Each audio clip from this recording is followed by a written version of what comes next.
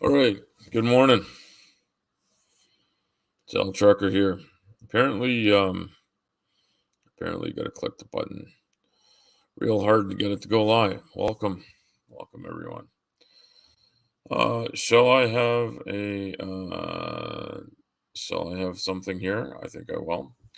I'm going to be having some thoughts. Um, well, apparently, I don't know how to type either.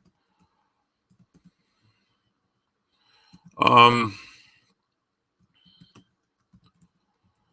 I'm going to talk about some stuff here. I'm putting this up here.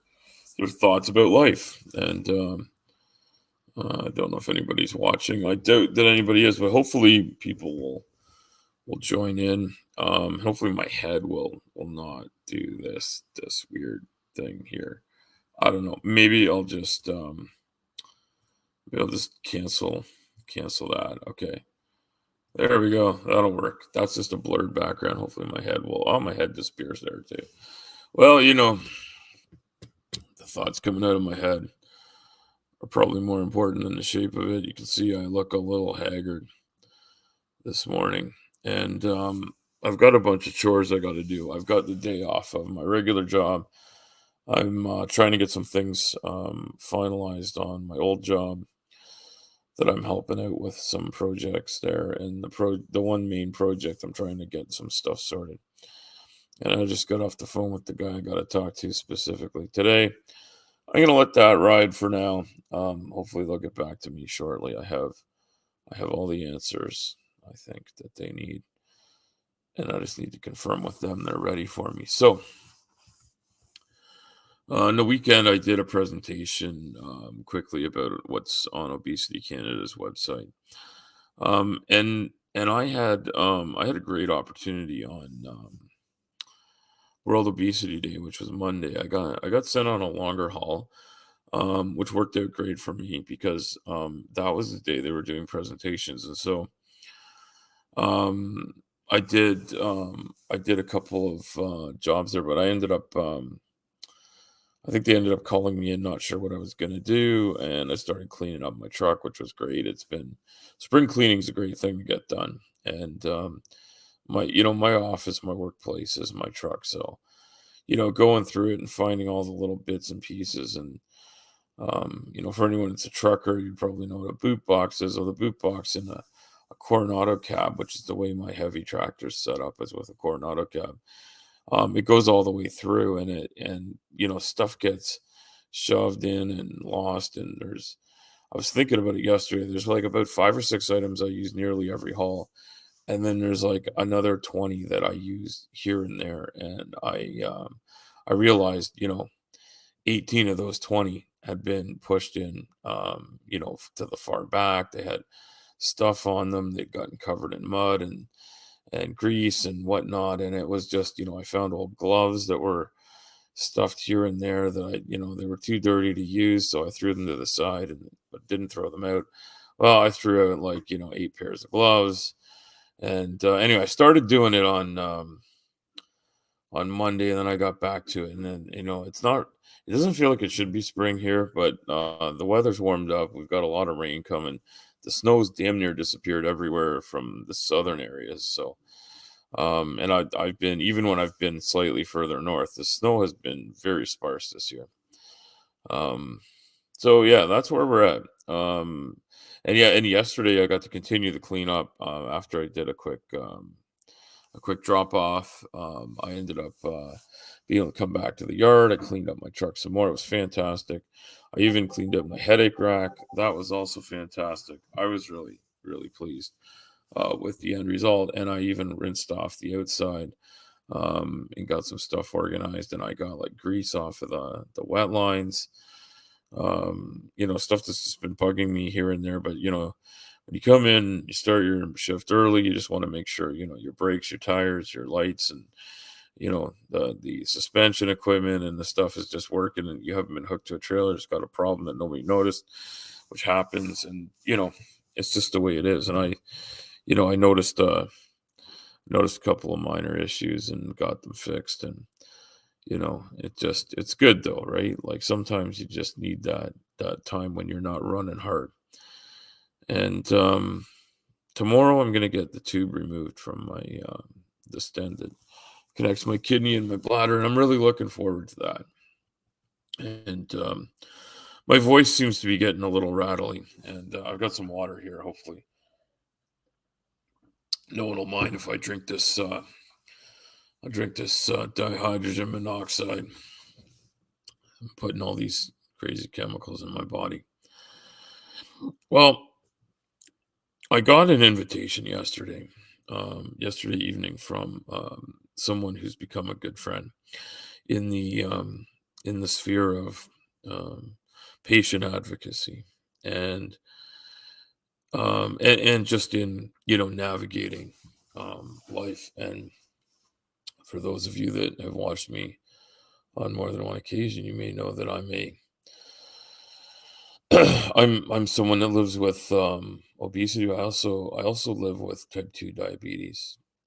There's some other things that exist in my health, including having a single kidney and stuff like that. So I've had probably more than my fair share of health issues. Although in talking to different people and knowing what people go through, are my problems that big of a deal? Maybe not. I don't know, but they are my problems, and they are what I deal with, and I can't necessarily see the world from anyone else's point of view. Anyway, I guess I scared everybody off. I got 0 viewers now, so I'm sorry if I'm talking about the wrong stuff. But I was talking about. I was just gonna look up this email here quickly because it had me thinking last night, and I'm gonna try to just find what my response was, because you know I often get these great opportunities. Yeah, so this is it here. This is the perfect thing it had me thinking about. And I'm not going to call out I'm not going to call out individual people. I've already brought up what I had to say about it. But I've had conversations with people, online conversations, live conversations, and private conversations where people will toss out throwaway things. And I started talking about this too. There's images people use of people that live with obesity, and there's comments people make. And I know it's been addressed, and I want to address it again. I want people to know that I have a sense of humor about my body, and I will poke fun at myself. And I guess the thing is, and this is important for us to remember, that our lives are not all just one thing. You know, if you if you die by some sort of tragic accident, if you think about it, you may end up being forever known as something that you're not. Um, that doesn't really wrap you up. You know, and so sometimes the label can be a pretty rough thing to carry. And I'm gonna try to talk about these labels and what they mean. And I'm also going to try to talk about whether or not it's funny or reasonable to label people a certain way. And I think about, for instance, we have there's been a rash of things that happen in our society, and media, like mainstream media, will deal with it in ways that aren't necessarily great.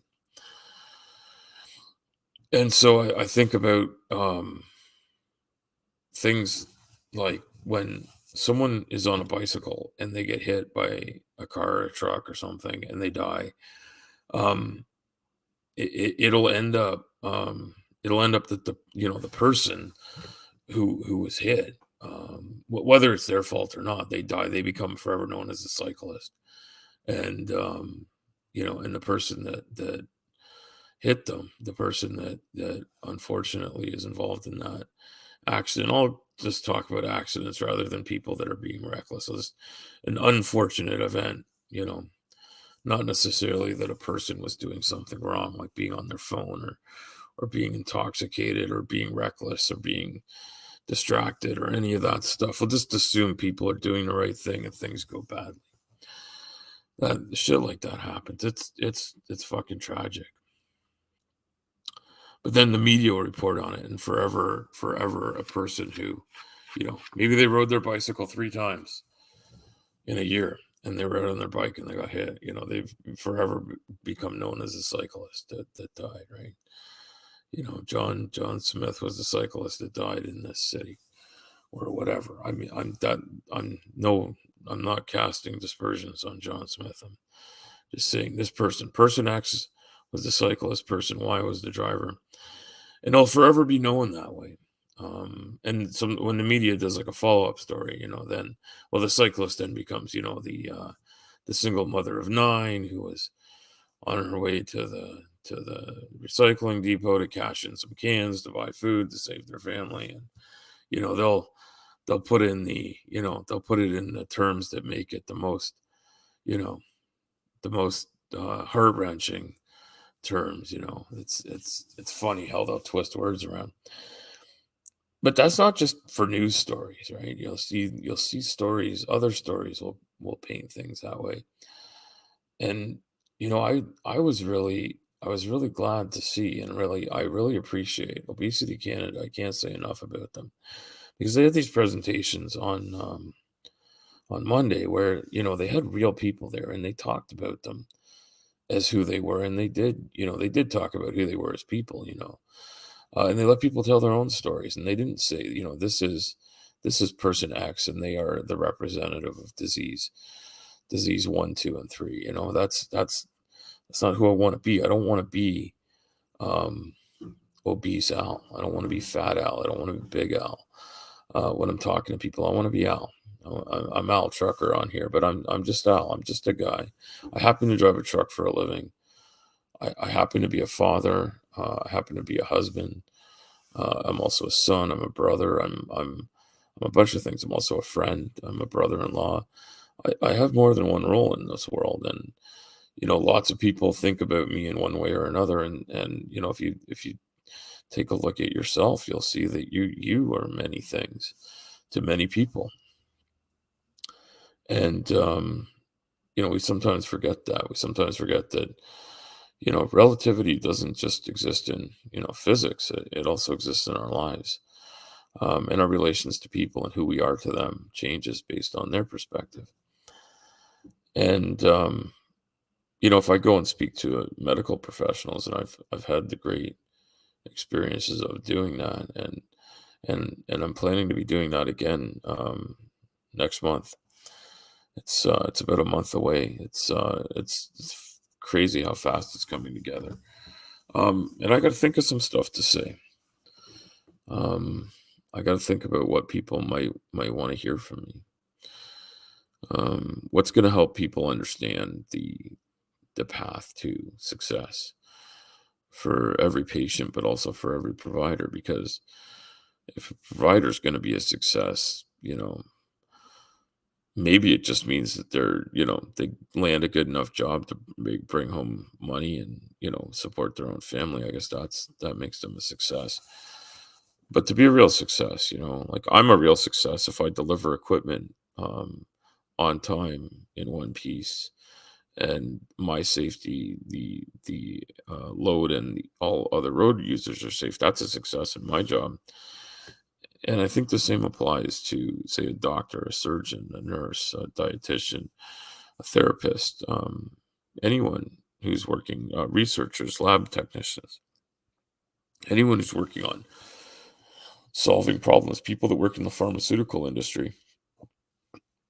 Pharmaceutical companies can get thrown under the bus a little bit, and a few of them, maybe all of them, at some point have done some pretty terrible things. We got to remember though, the only reason that they have a product they can sell isn't because it's just any old pill you can throw in your mouth. They're not literally selling placebos. They are selling um, a mix of chemicals that can affect things. They can control hormones. They can control bodily functions of one kind and another. They can help reshape the way the mind works. And, we shouldn't pretend that they're not real things and that they don't have real value. But it's hard sometimes when you're a regular working person to feel sorry for a big corporation. I don't feel sorry for them, but I do understand in a capitalist system, if they can't make money, there's no impetus for them to do any research and development. We can't get anywhere. And we could let our frustration with that get away from us sometimes. And sometimes we have to be pragmatic and realize that we won't actually make any headway if we don't um, allow the system to work as it is to some degree. But that is absolutely no reason for us to throw up our hands and say, well, we can't do anything about that. So let's not do anything at all. I think that's fucking wrong too. I think it's important that we remember that we have voices.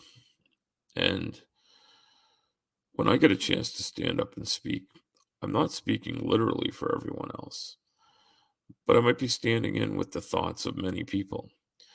And I try to check that with others. I'm involved in an online network where people from across my country, which is Canada, get a chance to chat together. And I think more is coming in the future with that. I was very encouraged in the conversation I had recently with some people at Obesity Canada about what they have in mind for improving that communication. Because sometimes the communication we have in social media, if it's mixed in without any control, it's great for open discussion and dialogue.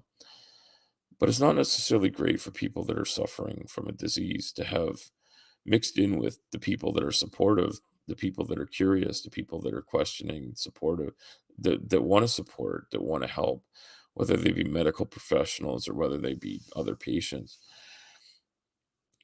You also are going to end up with trolls in there, people that just they're just there to stir the pot. They want to be fed, right? They want to say something to be an asshole, right? We see this, and it's hard to separate in some ways my atheism from the rest of my life online. I'm an advocate for people living with obesity. I'm an advocate for people living with diabetes, and by extension of that, I'm an advocate for people who live with chronic obstructive sleep apnea, people that live with hypertension, people that live with chronic depression, people that live with um, a myriad of other issues, whether it be high cholesterol, um, non-alcoholic fatty liver disease, or MFELD. I'm trying to. There's another word for non-alcoholic fatty liver disease that's more encompassing because there's more of a syndrome. There's a metabolic syndrome that goes along with having this liver condition where you get a fatty liver or the early onset of cirrhosis, and then eventually actual liver deterioration. And that often is associated with living in a larger body. Um, but then, there's all these things that we need to really think about what it's like to live this life day to day. And I realized yesterday that living with this stent in me, I was bleeding a lot yesterday. I was very sore. I was very warm. I was very uncomfortable. Um, and I hadn't felt like that in a few days.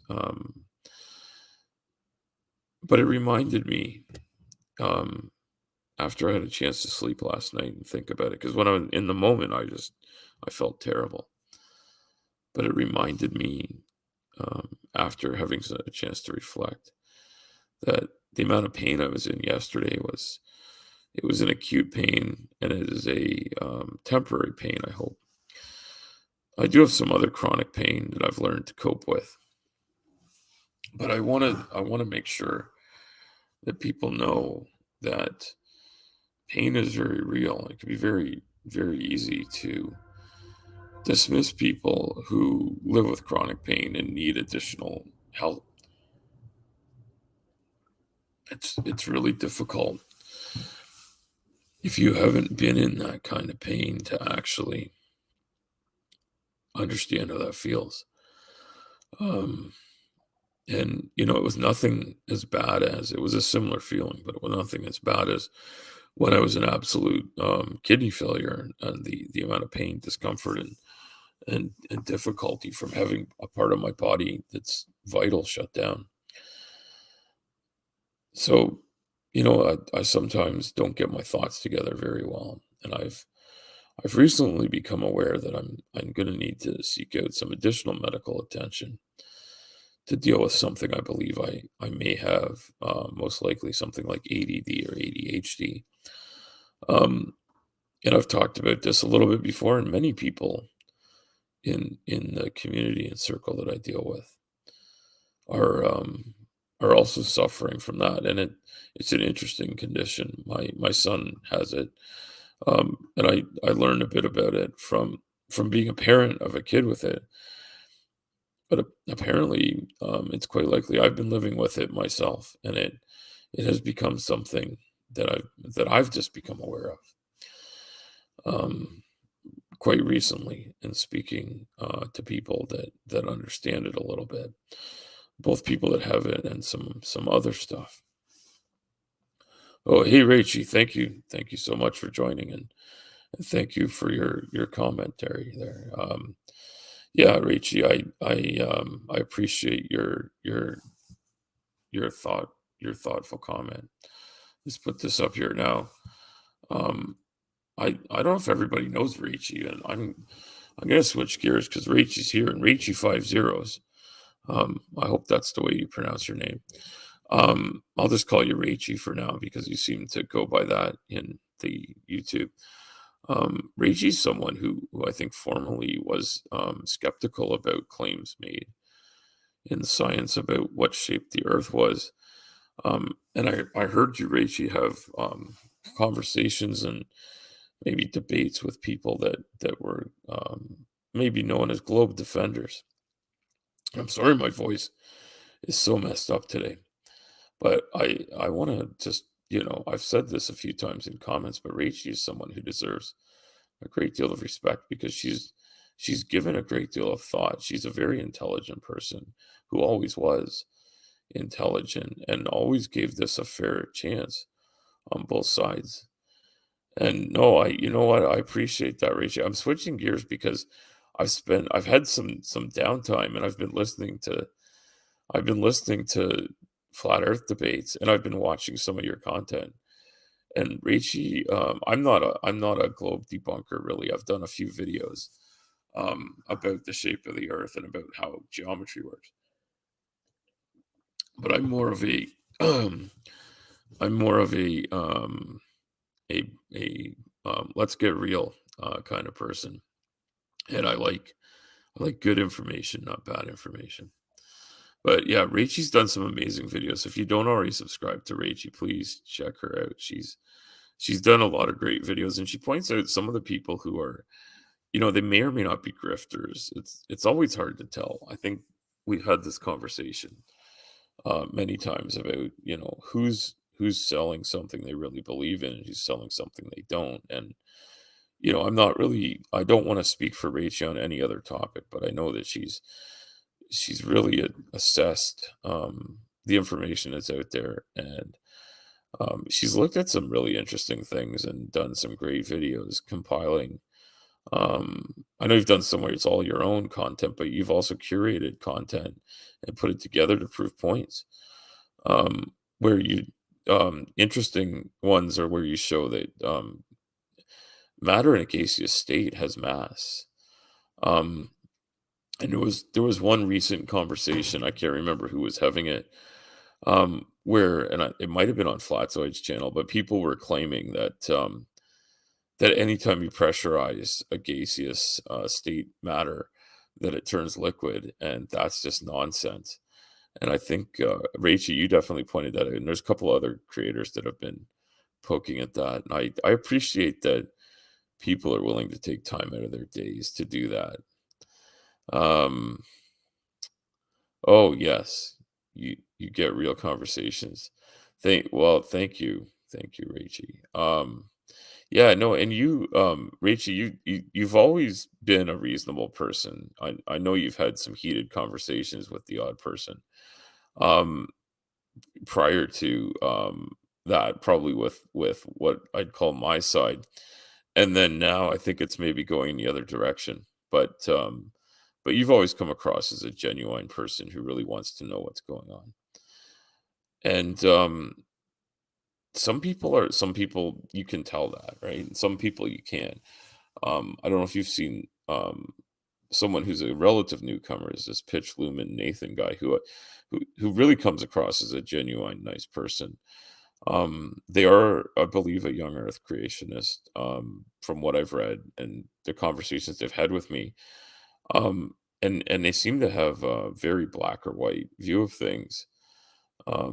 And sometimes getting those conversations, it anytime I talk about what goes on with science and research and stuff like that, it becomes very apparent that people sometimes just want to believe what they want to believe, and they've been brought up with ideas about this, that, and the other thing. Yes, Rachie, he was on MDD recently.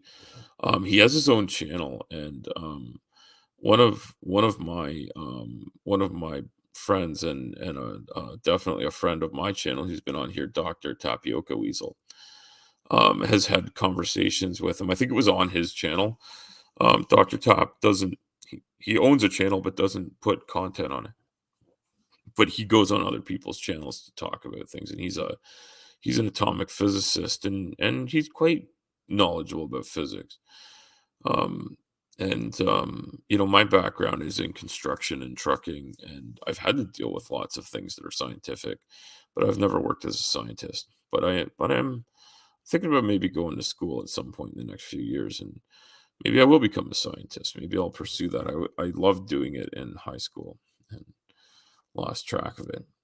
But I've had to put that scientific mind to work on, what it is that's caused my body to react the way it does to things that other people don't have a problem with. My metabolism doesn't work like other people's. My body doesn't do things the way other people do it, and my mind doesn't work like other people's minds all the time. So, yeah, yeah, Richie, that's MDD. He also did. It might have been on MDD, but he definitely had a conversation or a debate with MC2. Um, and he's a lovely person, Nathan. He just comes across as a genuine person who's been brought up to have the beliefs he has. He's unwilling to let them go. I think he speaks as though he does. Professor Al, yeah, I don't know if we'll ever get to that point, but I would like to learn. Uh, I would like to learn some things. I've been trying to bring myself back to doing some more research. People that know me know that I've been involved with, and I'm a co-author on a published scientific paper, which is not something I ever thought I'd be involved in. But I helped it work on research for finding out about the experiences of people living with obesity in Canada, and it's a bigger story than that. And I did cover it at one point, but I may actually come back to it again because I think it gives some great insights, and it was an interesting thing to work on. So, I come back to how we treat each other. This is something that came up in a conversation that I don't know who hosted it. It was maybe on Matters Now. It was maybe on Mark Reed's channel, or maybe it was like one of those mirrored ones, or something like that. I quite remember that Mark Reed was involved, and I've noticed that there's certain characters in this, and it's entertaining to watch. And I I'm sure, Rachel, that you'll agree when it comes to flat Earth. I think at this point you've come to the conclusion that the Earth is a spherical object, an oblate spheroid, and that taking measurements from multiple points on it of different objects in our solar system, different objects on the Earth, and different things outside our solar system. They all comport with a reality that we're in a spherical frame of reference where we are. And Rachie, I think I don't want to presume too much, but I think you're somewhere in the UK. If I'm wrong, please correct me. But for that reason, when you look out your window, I'm looking out my window. It's kind of a jury day here, and if you're in the UK, I think the joke is it's always a jury day there. But you're many hours ahead of me in the day. The sun rose at a different time than it did for me, and it's midday here. It's almost 1 in the afternoon. It's 12:46 hours. Um, so it'll be 1,300 hours shortly in less than 15 minutes. I would assume it's I haven't looked it up, but usually the UK's from England. Yes. Oh, you've had sun. Well, I'm glad it came to visit.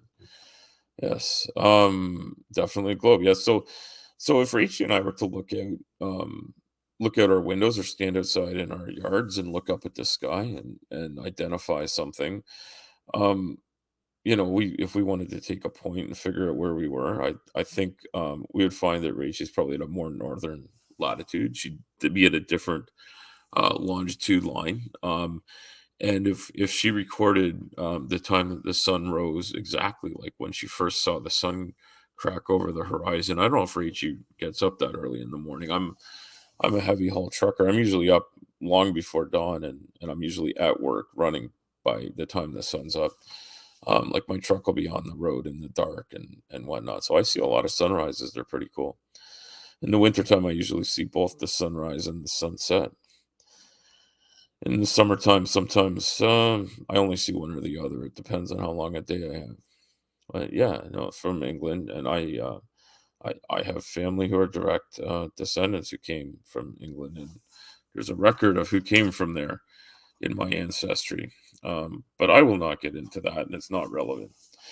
Hey, Joe, hell, welcome, Joe. It's good to see you. Um, I'm glad you're joining in here. So so yeah, no, when we talk about what's real and what's important to people, um, looking at reality is important. And so when people look at someone living with obesity, some of the common things that people will say is that, well, they're fat, they're lazy, they're stupid, um, they have no motivation. A lot of these sort of tropes come up, and I really I really dislike tropes in general. I understand them, like they hit my brain the way they're intended to initially, but then I almost always have a bad reaction to them. And I think it's maybe me being, pissed off at the world that I am the way I am and that I fit the wrong look, I guess, for certain things. I fit the right look for other things, right? I mean, when I put on a motorcycle jacket and my glasses and stuff, I guess I'm perfectly great, 350-pound biker, if that's what you're looking for. And since I happen to ride a motorcycle, I'm not even like a fake one. And Rachel will be happy to know that I ride a Triumph. So um, I even ride a British bike. So and maybe Rachel doesn't care about that. Maybe she hates everything made in her own country. I don't know. She hasn't really said that I know of. I don't think that's what her content's about. But and Joe, I don't think Joe cares about where anything's made as long as people aren't being ridiculous. Um, yeah, no, that's Rachel, that's what it is, you know. And it's very hard to, be in a body that keeps on getting larger when you don't I'm not saying I don't eat more than I should sometimes, and I control my intake very carefully. Um, but yeah, no, you're right. Metabolism doesn't work the same for everyone. So I think we all probably know, no matter whether we happen to be an average person, whether we happen to be overweight or living with obesity, as I am, or someone who people might describe as being skinny or scrawny or beanpole or whatever. Like those are not kind things to say to someone either, right? Like, um, the difference is that, until someone gets to be, having an eating disorder like anorexia, bulimia, other sort of, control, things that people have, and there are people that overeat, to a specific excess purposely to gain a tremendous amount of weight. People like body dysmorphia exists for people of all weights. Yeah. So, Joe, what's Joe saying here? I gained all my weight while sitting in the hospital for 2 months, and you've managed to lose 50 pounds to get under 300. That's great, Joe. Yeah, no, I think, Joe, you and I haven't talked a lot about weight because we more talked about, people's beliefs about God and that sort of thing. And, Rachel's, I don't know what Rachel's take is on religion. I don't think I've seen her address it, but Rachel, whatever your view is on religion, the fact that I'm an atheist and so is Joe does not mean that we don't accept people that believe in God or that want to believe in whatever supernatural thing. We just don't want those people to use something that's a religious belief to run everything. And I know Joe's a very fair person who gives a lot of attention to conversations with people that have beliefs, whatever they might be. And I appreciate Joe a lot because he's done some amazing content, and I feel bad because I get caught up with some of Joe's content, and then I somehow can't get it away from it. Um, and Rachie does not need to divulge what she believes at all. I don't want to make her feel on the spot for that, but I do want to say that I don't know her views at all. I just know she's changed her belief on flat Earth, right? You believe in a creator, also kind of helps you do it. Yeah, you know what? Hey, that's great, Rachie. And yeah, so and Joe's someone I've talked to over the last few months, and been on his show a few times. And Rachie, you and I haven't really conversed a whole lot other than a couple of chats here and there with salutations. But I really appreciate that you stopped in because I've I w- I know you've also stopped in on Slim's channel when I've been on and said hello. And Slim does things in a different way than I do. He tends to be a little over the top with some of the things he says and the way he says them. And he's an entertainer, but he's also a decent person who really wants to support people's right to be themselves. Um, but yeah, no, I remember we had a conversation, and hopefully, Rachel, you weren't offended by it, but we had a conversation with thinking you were likely to come around to seeing things that way because of the things you were saying and doing. Um, and you know what? Believing in a creator, like it's really believing in a creator is kind of like something that like what would it change about the way things are? Like you either put a personality on the creation of things, or you just put it up to natural causes, some of which we can't see or understand. Giving that a personality, I think, is totally reasonable if that's what makes people understand it. When it comes to the Christian God, I personally can't believe it, but that doesn't mean that it doesn't help people. And I think that the teachings in Christianity, which I know Joe's very very familiar with, and I'm from a family that had a religious background, but I grew up in a household that was not particularly pro religion. Um, a bit well out there. No, well, Rachie, like when you would talk about stuff that you weren't out there. I'm gonna put this up here. Sorry, Joe, I shouldn't be keeping your weight story up so long, but Rachel's here saying she was a bit out there, like realizing that what you've what you said, done, or portrayed, it was based on something you believed at the time, right? So I think it can be very easy to take a look at what people are saying, and if you already have an idea in your head and you see someone says, well, this comports with what I think is right, and that doesn't, um, that then it can be hard to see the other side. And what I try to do when someone presents something like I did my video about my white ball videos. I've done 3 of them. I may do more. And actually, Dr. Taps talked me into doing another experiment, which I will get onto at some point soon. Um, Probably in the next couple of months. We'll see how things go. Um, you can be looking at something like someone will say, "Hey, surveyors." This is something that I've heard a lot of flat earthers say. So, Rachie, if you have an opinion on this, let me know. And Rachie, I'd invite you to come. I don't know if you do a lot of oral discussions or if you just like to chat. I have seen you talk as a narrator in your own videos, and I know you talk to Craig. But if you'd like to come on and talk about like how you went from one place to the other and how you came to change your mind, that would be great.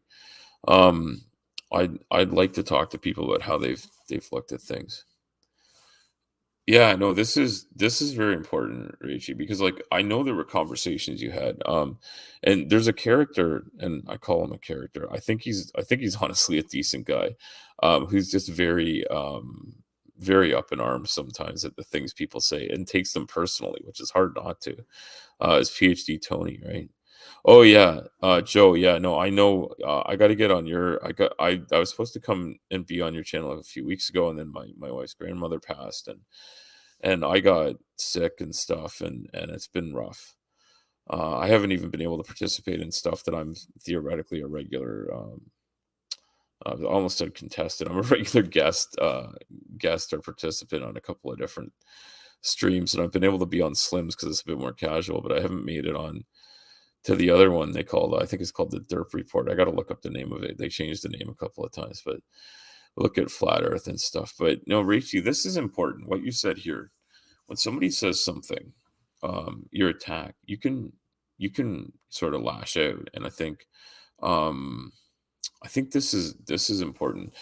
PhD Tony is a guy who I have a tremendous amount of respect for. And I know there was a recent debate he was in, I'm pretty sure on MDD, where he was like kind of losing his mind a little bit.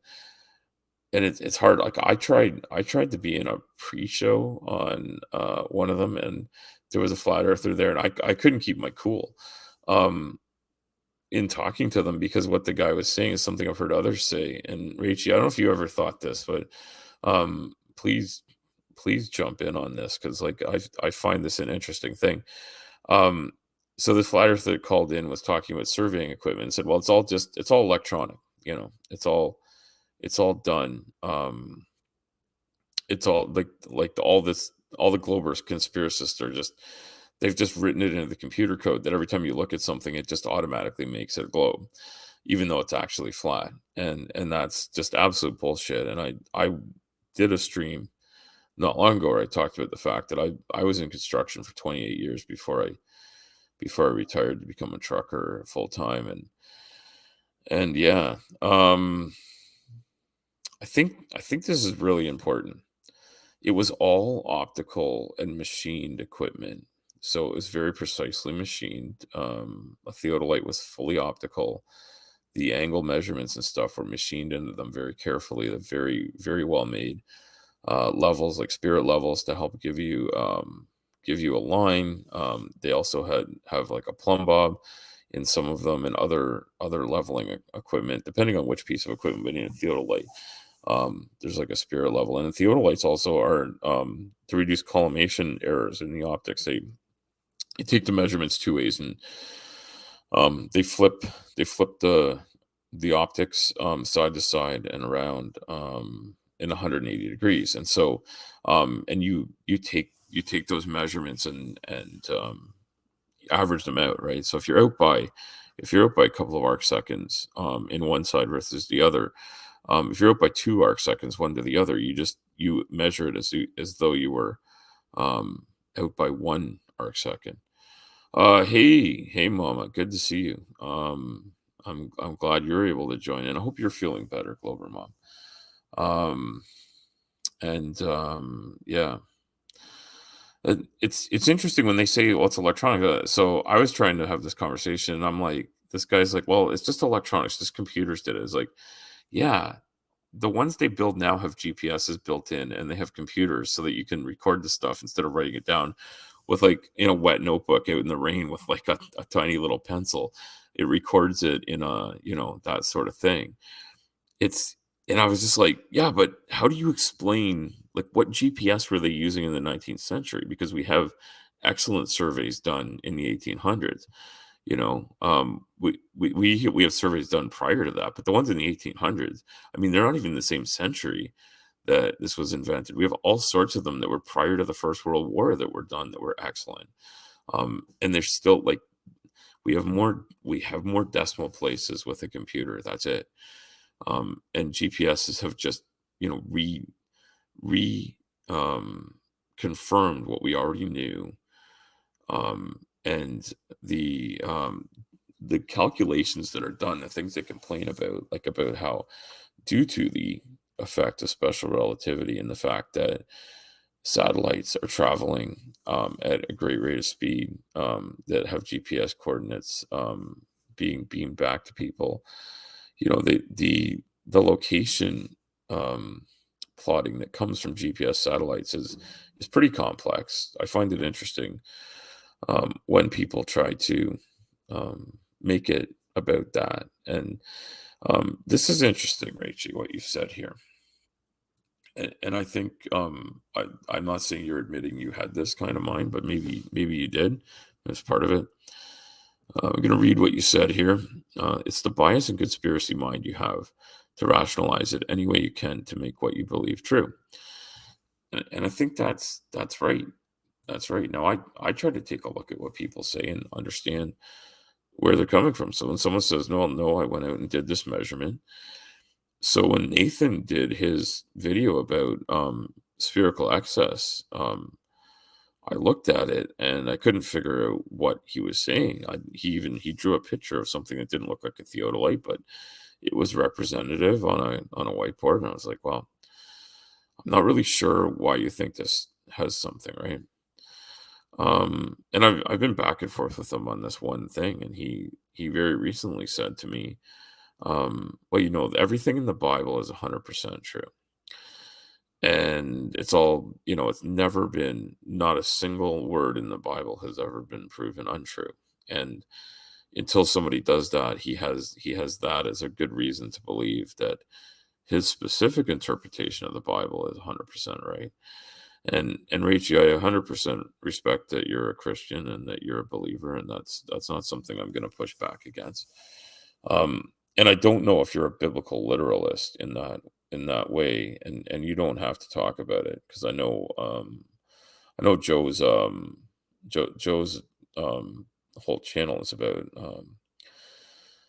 sort of talking to people about their beliefs, and he's got some really great people that just come on. Um, you shared my stream, Joe, or I'm not sure what you mean by that. But if you're sharing this stream, that's great. Um, I think I'm talking around in circles here, but it's if you really believe that, and I'm not accusing Rachel here. I think Nathan's the person I'm talking to.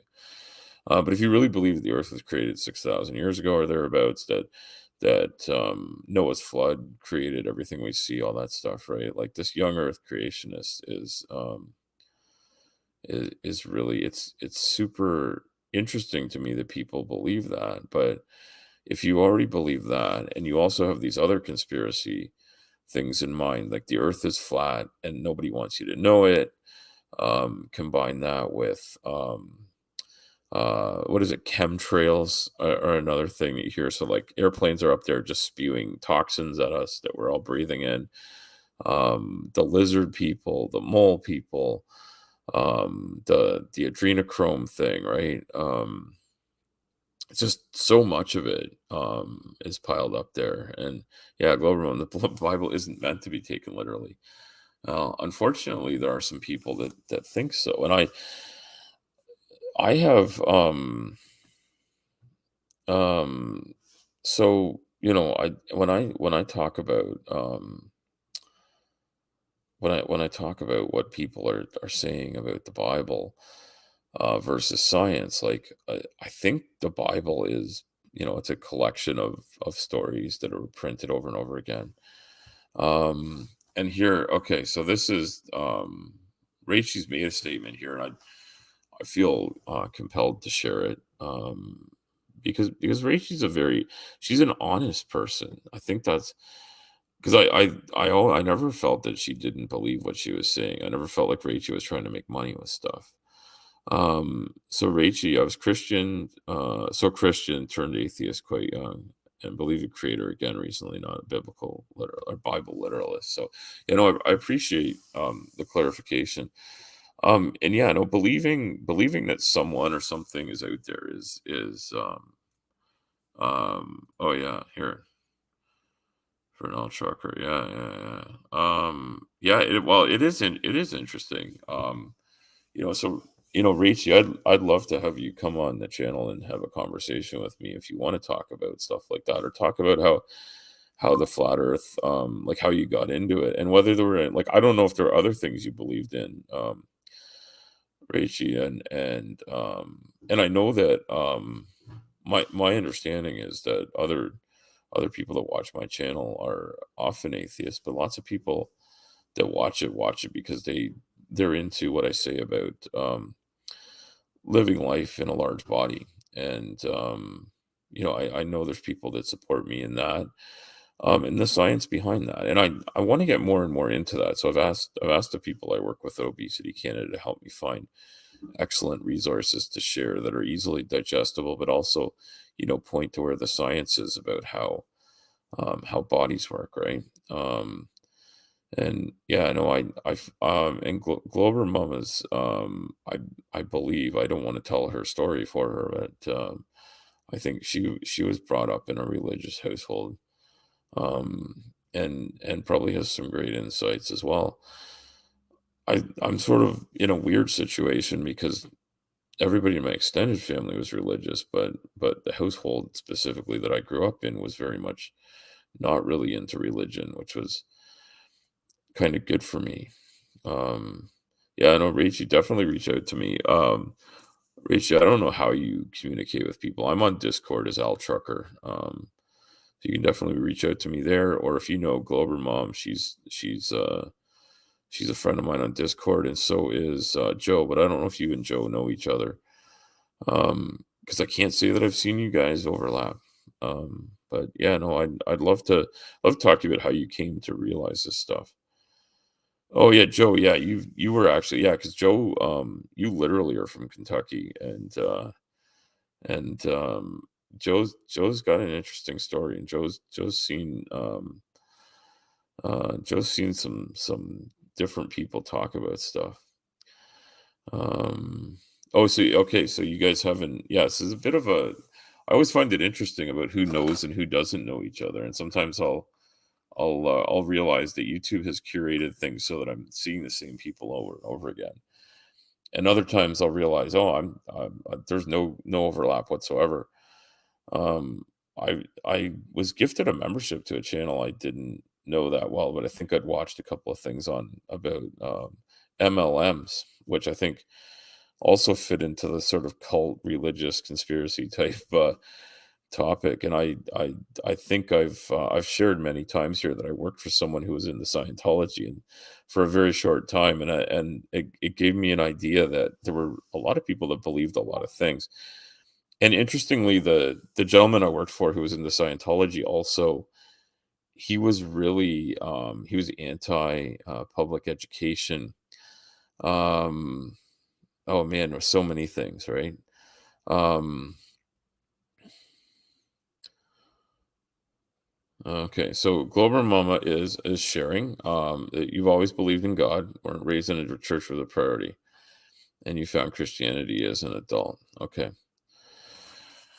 and more and more agnostic. Well, and Glover, I should put this up there so people can see it because I know not the side chat doesn't always repost. I'm not sure how that works. So yeah, no, I think that's interesting that you become more and more agnostic since 2016. Um, and Glover Mom, you when you're feeling well and I'm feeling well, I should have you on my channel as well. And I'm a great believer in treating people kindly, and I really appreciate that. One of the things I appreciate most about Christianity in general is that the average Christian that you talk to, maybe not always like the people that make the news, but the average Christian you talk to usually wants to be kind to other people. Um, oh, Joe's like Christianity's number one priority where you live. Yeah, no, and I think the politics of the US is very, very steeped in religion these days. I think always has been, but it seems like it's become the only thing. So no, Joe. When I get to come on your channel, we'll have to talk about that in both directions because my country is one where um, people are distrustful of people that are outsiders to some degree, but it's not as out there. Hey, Jimmy, good to see you, Jimmy. You got your bow tie on early in the day too. Yeah, no, yeah, Joe, that's right. That's right, right? Jimmy the Tux is here. So yeah. Most Christians strive to be good people and do good things. That doesn't excuse the overall harm. That's right. And I think the thing is like to not mistake the parishioners for the institution. Um oh yeah. Glover Mom, The Handmaid's Tale, written by one of my countrywomen, Margaret Atwood. Super insightful woman. I read lots of her books when I was in high school. Um, wasn't forced to read any of them, but yeah, I know the idea that this would take over is freaking scary. And Rachel saying hi, toxic. See, there's another one. I don't know whether Jimmy and Rachie know each other. Um, like because bow ties are cool. Yeah. Oh, I like. Yeah, nice, nice.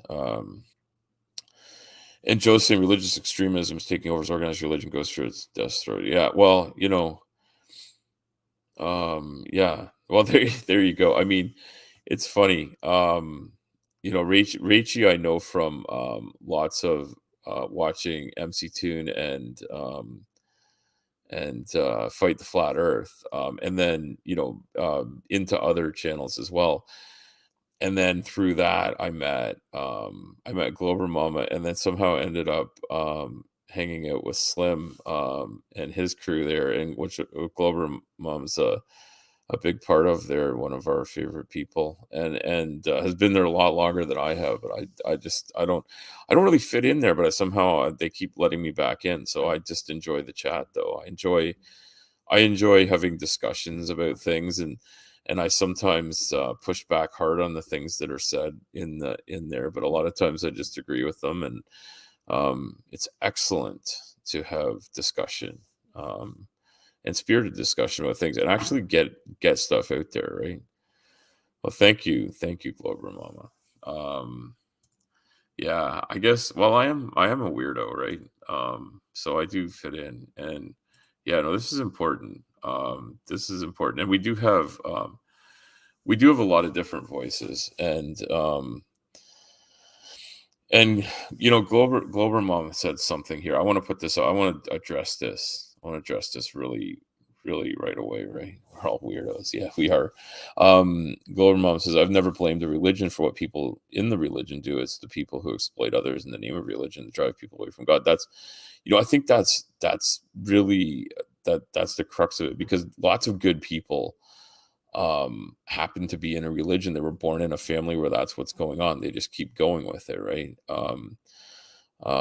Rachel, you identified yourself as a Christian earlier on, as you were baptized as a Christian. I mean, I would assume it means you grew up in a Christian family, not that you ran away from home at the age of 3 and found a Christian family to live with.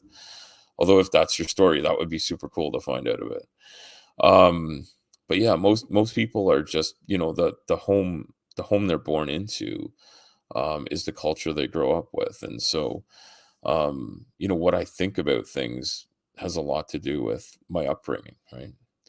And I think most people would probably say the same. Sometimes it's pushing back against that, right? Maybe what they believe is the opposite of that, or some blend. But what we're exposed to, changes how we are, and it's something we talk about. I keep bringing it back to my pet topic because it's my whole life, living in a larger body. Like, I can't get away from it. It's part of my everyday life. Um, you know, what your body does is affected by, everything from your gestation in pregnancy, from your mother, your parents, that biological process, all the way down to how you're brought up, what you're taught to eat, what your genetics are. There's all sorts of stuff that affects, how your body works, and that is something, right? Okay, okay. Yeah, okay. And already Reach is clarifying here. Environmental and dark. So, and I think, Glovermont's putting words are labels on what I'm saying without me knowing that there's a good word for it. So, environmental indoctrination, and I think it's true of a lot of things. And I find that the idea in the Christian religion and some other related ones, that, like, it's really one of the things that upsets me is when they talk about gluttony as a sin. Is It's difficult for me to hear that, because a lot of people assume or presume that I am gluttonous, that my body looks like this because I spend, the majority of my time overeating, or that I eat nothing but garbage, which doesn't happen to be true.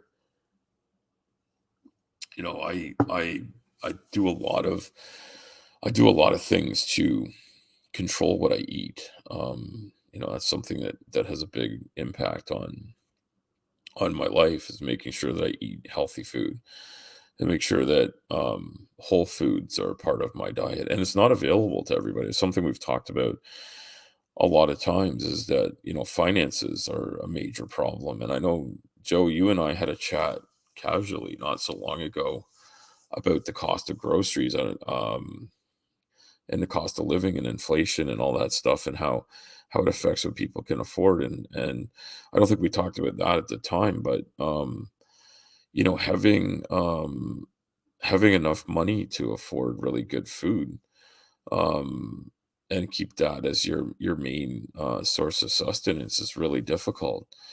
Um, yeah, and Joe's saying here, I eat awful, can't afford to buy fresh foods all month. Yeah, no, like, my family does a pretty good job, and hey, it's, Rochelle. It's a very funny way to pronounce it, but yeah, it's good to see you too, Rochelle. I love your avatar. I don't know if that's the avatar you had the last time I saw you, but it looks good. It kind of looks like a Funko Pop, Gandalf, but maybe it's something else. It's probably from something I don't know. And Glover Mom is putting this up here, but these are all things that affect our day-to-day lives. What we have for sustenance and nutrition is important, and but it's also really difficult when you're sort of presupposed to be a glutton. You're presupposed to be someone that eats garbage. Um, yeah, yeah. And then this, Glover Mom, I mean, I can appreciate this, a lot, and I try not to comment on other people's size or weight, and I've seen so little of you. I don't know what size or weight you are, but you're saying that you are, overweight. Um, so I can hardly eat at all, but I'm still overweight. It's amazing what the body will do to stay a certain weight. Yeah, no, and this is something that a lot of people fight, and I'll probably do some more shows as I get a little more organized. Um, yeah. Um, yeah. Yeah, no, it's like, yeah. You know what? This is, Rochelle's talking about growing up eating cheap food. I think that the cheap foods that are available now are certainly heavily processed. I think that makes a difference. Oh, don't worry about it, Rochelle. I can't type ever. It doesn't matter morning, noon, or night. Um, and yeah, and Joe's talking about working outside 14 hours a day every day in the summer and never lose any. I'm assuming lose weight or excess adipose tissue. More importantly, because it's more important to not have extra adipose tissue on your body if you can avoid it for better health. But not everybody can, and this is something that happens. In the body. What Glover Mom's talking about is as the metabolism adjusts itself to try and maintain this sort of stasis of a body fat amount. It really wants to make sure that you can survive. That's an oversimplification. That's a story that's told a lot. That's not the whole story, but our metabolism really works hard to keep us in a good state. It's not the whole story. There's other things that go on. Yeah, summers in the Ohio Valley. I would bet, Joe, that's you know, the weather that you experience down there is probably really similar to what we see up here on the north side of the Great Lakes. And you're not right on the Great Lakes, but you're not that far. I think you get fried chicken every Sunday. Oh, I do enjoy fried chicken every once in a while. You eat fried chicken every Sunday, yeah. So, yeah, no, I think you can say anything you want about people that live in the southern part of the states, but I tell you, they know how to make good fried chicken. Um, and there's a lot of cultural foods that exist in the U.S. that they vary by region, and they do in Canada to some degree too. And we get there's a lot of overlap, but there's a lot of stuff that just doesn't overlap at all, which is interesting. And, I don't know if Rachel's still here, but she can probably comment on what she thinks of all that, because I think, UK food gets a bad rap, and I eat a lot of, I think I eat a lot of, food that's, based on British cuisine, but it's been changed over the years. Barely, yeah. Oh, Rachel's saying, "Okay, my mom is the same. You struggle to gain weight. They say it changes in your 30s. The heaviest you've been so far. Okay, well, Rachie, I have no idea how old Rachie is. It's none of my business. I'm not trying to find out information about people, but everybody's volunteering information. I'm finding out more than I ever knew. So I feel like I feel compelled to tell everybody that I'm 47 and I weigh about 340 pounds. I've gone up a bit being ill, and yeah. Rachie is a content creator, Jimmy. Yes, Rachie is someone who's just quickly, and I don't want to pigeonhole her because Rachie is far more than this, but Rachie's someone whose content has often been supporting the idea that the Earth was flat or that she's skeptic about it. Um, and then there's she's done I wouldn't call it a flip flop. She's come around to seeing that using her brain to reassess things that she was told before and then look at it again. She's realized 100% that Rachie's realized that the Earth is a globe, and there's a lot of support for it. And she's just she's just a smart person who always was smart and just had it in her head that it was one way and then realized the evidence pointed the other way. And her content recently has been great. Kind of tearing a few strips off of Flatzoid and a few others. And yeah, Rachel's content is sometimes it's hilarious actually. I laugh a lot. And also I also just I want to slap Rachel on the back and say, "Hey, you're doing great work." Because the fact that it's coming from you probably eats them all up. And it's funny there's not a lot of female voices in any of the flat earth discussions. I feel like there's a lot. I don't think anyone else does it. Um But yeah, Flatzoid, yeah, Clover Mom. Clover Mom's right. Flatzoid is, yeah, I mean, I'd say Flatzoid's, what do you call it? Yeah. Um, have I made anybody a mod? I have no idea how to, like, I have to share, stuff here. I don't know. I don't know if I've made anybody a mod. I'm terrible at this. Um, oh yeah, Rochelle has no patience for flat earthers. Well, you know what? Rachel's someone who I would listen to what they said before. Like Flatzoid just says the dumbest shit. Like he's I don't I think he's, and this is no offense to people with mental disabilities. I don't think I don't want to put down people with mental disabilities. Flatzoid is just wired to misunderstand every word that comes in his ear or through his eye. He just doesn't get things. Because I think a lot of people that are suffering from other mental defects are still intelligent enough to, like, you could get it into their cells. Oh yeah, he's a useful idiot. Yes, Glover Mama. Yeah, yeah, yeah. No, and you know what? I love sometimes watching these people talk because I don't know. I don't like it's maybe making, like, I shouldn't do it to make myself feel good because I'm just not the most intelligent person in the world. I try to be smart. I try to figure things out. I try to have the right opinions about things after checking them out. But we all get stuff wrong, right? And I've had wrong understandings of things in the past. Um, but it is, Glover Mom's right. A useful idiot is right here, because when sometimes you hear somebody say this, it really gets it. Yeah, and BS Lewis is here. And and I don't know if we should. I don't know. Like that probably doesn't make any sense. So BS Lewis said that after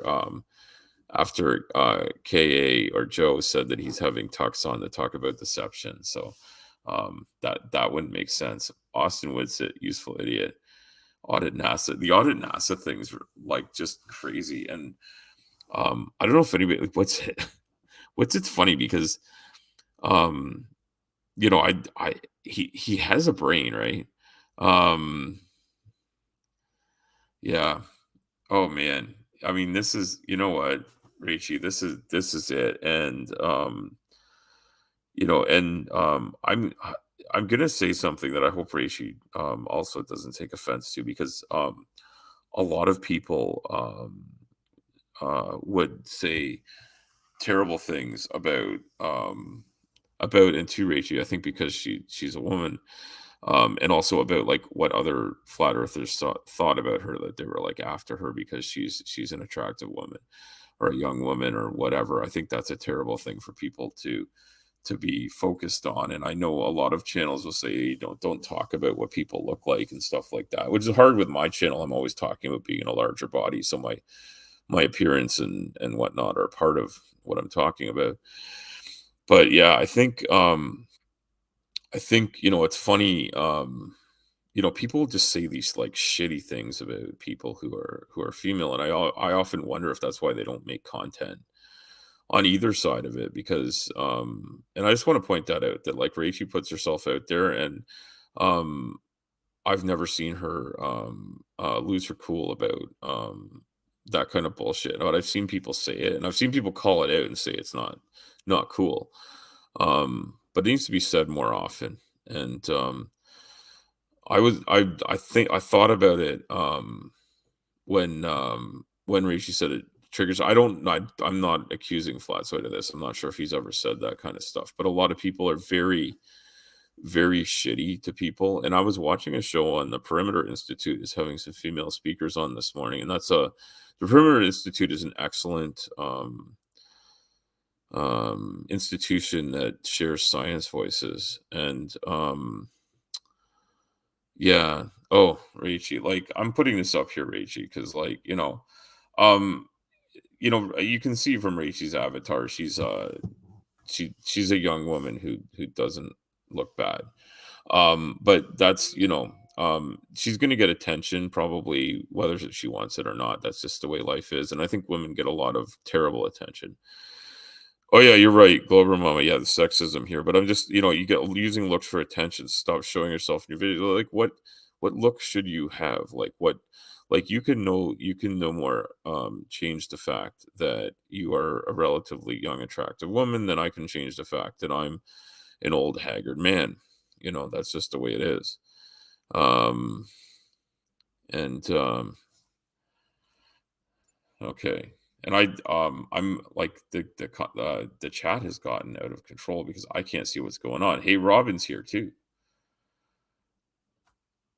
It looks like Robin and Rochelle went to the same place, and Robin got like a Funko Pop of herself, and Rochelle may be actually a Funko Pop young woman that doesn't look bad. You can say she's pretty with it. Oh well, yeah, Joe doesn't like my turn of phrase. I absolutely don't want to objectify anybody because I think the great thing about YouTube is that many of us don't know what any of us look like. I mean, so the ones that make content and pop it up, we pop our faces up here, we talk, or we show what we look like. We are out there, but not everybody is. Not everybody shows their face. Oh, thanks, Joe, for telling Robin to come over here. I hope Robin's got the milk dropped off, or at least is able to chat from a stop or something. That's yeah, makeup helps. Well, Rachie, I don't I haven't tried any makeup yet, but maybe I should. And oh, B.S. Lewis wants to be objectified. Well, I don't know. I don't know, BS. I don't know. I think the thing is I don't want to pretend that people don't get judged by their looks. It's something that happens. Um and I don't I just I feel like I've derailed my own conversation by just mentioning this, but it really it hit me hard when I saw the way people were talking in the chat of the Perimeter Institute. They had some very nice young women up to speak, who had a lot of great things to say, and there were some people in the side chat, like, just making offhanded remarks, dismissing people because they're female or whatever. I mean, just absolute bullshit, and one of the people they had speaking was someone who had won the Miss Canada pageant, which is, you know, I think neither here nor there, but, these pageants they're kind of a weird collection of things, because I think they sort of judge people primarily on their looks, but then also I've noticed there's a big change in them over the years is to not just show up in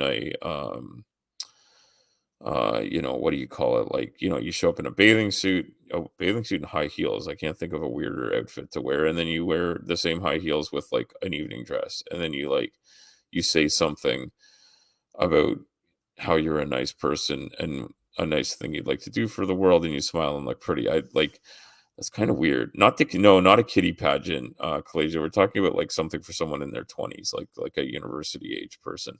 But I know those kitty pageants are so weird. They freak me right out. I can't watch any of that stuff. There was like a TV show that followed like a few families that did them, and man, they are weird, super weird. The ones where they wear fake teeth and makeup and stuff. I no offense to anybody that loves them. I mean, go ahead and enjoy what you like. I don't want to tell people how they live their lives, but it is freaky.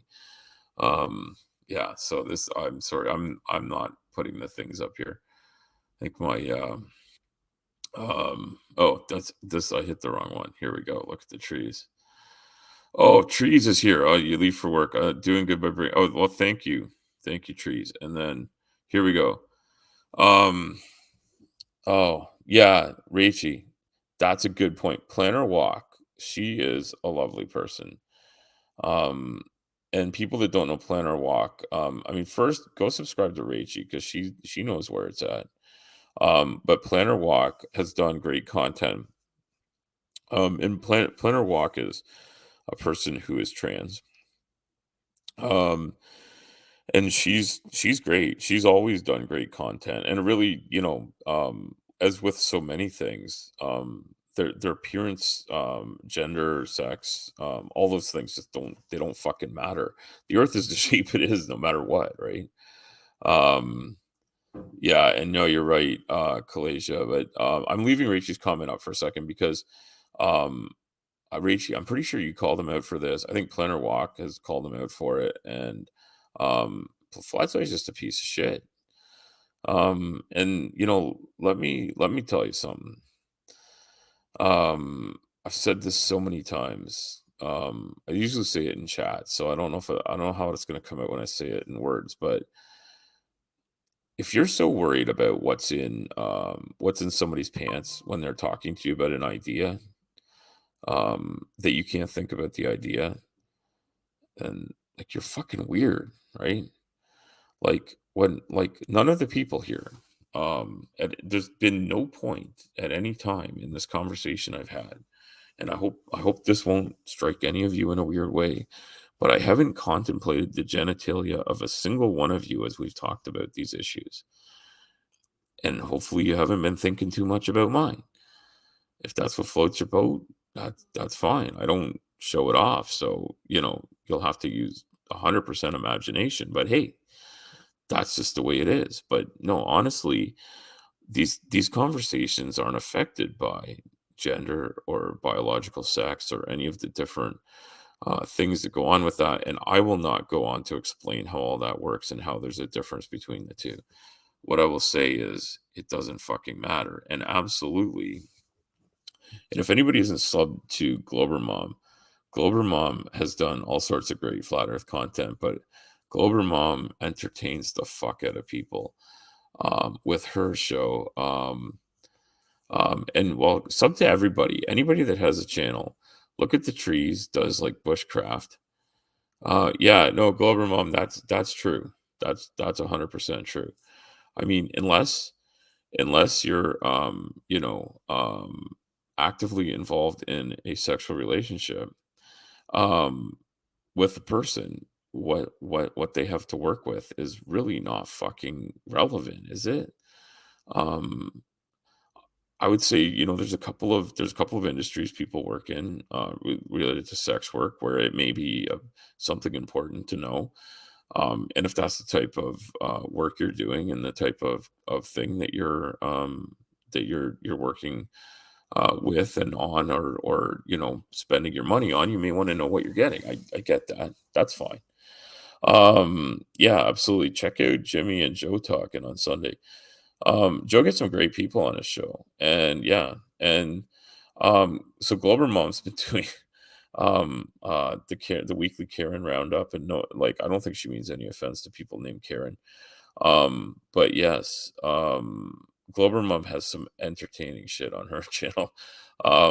It's I never understand it. I never understand it, but she does these shows about people that don't understand how the law works and don't understand that they've broken it or they're about to break it. And the ones that throw me for the biggest loop are the ones where someone goes to jail because their car's getting towed because they don't understand that they don't have the right to have a fucking temper tantrum about it. Um, and so they go from, instead of saying, "Hey, what's going on? Why is my car getting towed?" They come out, half cocked and ready to fight. And I think sometimes maybe they're under the influence of something. Um, which mic are you loving there, Joe? Are you talking about my microphone? This is they call this a blue snowball, but I got this because it's chrome and I'm a trucker. And yeah, Clover Mom Karens will always exist. Yeah, I feel bad. I have a cousin named Karen who isn't a bad person. But yeah, no, these you know what the greatest thing about YouTube is, like, at the side chat and people get to know each other in chat. Oh yeah, delete laws. And I was listening to your channel yesterday when I was driving home from work, I think it was. I felt like shit yesterday, but yeah, no, man, I was driving home from work and listening to, or maybe I can't remember where I was, but it was on in the afternoon. Yeah, oh, Glover Mom, we both, maybe it's the same cousin, I don't know, Glover Mom, we've never checked. The murdered to a paper server and a cop when they the murder oh my god, what the fuck is Robin saying here? I think that might be a little bit, this is beyond Karen, I think, but, Glover Mom can check that out, that is fucking brutal. Murdered the paper server and a cop, wow. I mean, things are tough, right? And people are, does not sound like the does not sound like somebody who was just a little drunk and lost their shit a little bit when they got bad news. Um, but some of these people are, I guess, you know what the funny thing is the ones that are super entitled, and Glover Mom points that out, and she narrates them, right, and she points, like, she lets them run, but she narrates and points out where they've gone wrong. Um, oh, you have a good one for tomorrow? Yeah, Thursday is the regular day for a Karen video, right, Glover Mama? So yeah, no, if you're into seeing people lose their shit for no good reason, um, like I would say like 90% of the time these people would not be in trouble or in nearly as much trouble if they just sat there quietly, listen to what was being said, let them take them somewhere or have a chat with them like calmly. Like I would say like it's probably 50-50 whether like a calm conversation would get them, maybe, maybe some sort of written citation and their car gets taken to the pound, they got to pay some money. Or, maybe they're in a little bit of trouble for driving under the influence, and what they really need to do is shut the fuck up and go through the process and call a fucking good lawyer. And then they end up going to jail with like assaulting a police officer and a bunch of other bullshit. So, it's is it funny? People are having a bad fucking time, right? Like I want to be empathetic to where people are coming from, but yeah, this entitlement thing is fucked up. And I also want to be aware of, and Glover Mom's covered this too, and people have been treated shitty by the police when it's the police fault. Um, she's covered both sides because like I feel really terrible when I see the way people are treated by police when it's totally unfair and totally unreasonable. Um, but I would say like 99% of these videos are people that are just assuming that they're right and everyone else is wrong, or that they have the right to do something different than everyone else. I mean, there was the woman that said her dad owned the whole damn island or some goddamn thing, right? Um, yeah, Joe's been on the other side of it. Yeah, Sumami, that's what I mean. That's what I mean. And this is the thing, right? Like the police shit on people, right? And this is right, right? Sumami, I think, makes an excellent point here, is that sometimes the police are really shitty to people, and they beat Joe's ass, and the police. I mean, I hope that the police didn't literally. Oh man, yeah, no, Glober Mom, that one was hilarious, but it's interesting. Um, oh man, Joe, if once things get settled and we get on your thing, I'll have to have you reciprocate and come back on my show and tell me about this. I think you've talked about that before. A brief fight. Yeah, the brief fight is the one that's over really quickly, right? I mean, this is the thing, right? And Sumami's right. And this is the thing, right? Everybody's had their own set of experiences. And they're gonna go into the situation with those experiences in mind, right? Like none of the stuff that we're talking about is in a vacuum or without something, right? Oh fuck, Joe. Yeah, I think yeah, you told me about this before, right? That you got in big trouble there, right? Oh, Jesus. Well, see, that was the one I was listening to yesterday that was hilarious, and it's not hilarious that somebody went to jail and, like, almost died. The thing that's the so Glober Mom put this up here. So this Chile person, I gotta have Glober Mom come and explain all this, but, like, this thing here, okay, I'm gonna give a brief synopsis, and you guys are gonna keep chatting, and I'll lose track of it. But this guy, so, first of all, he's never been to jail.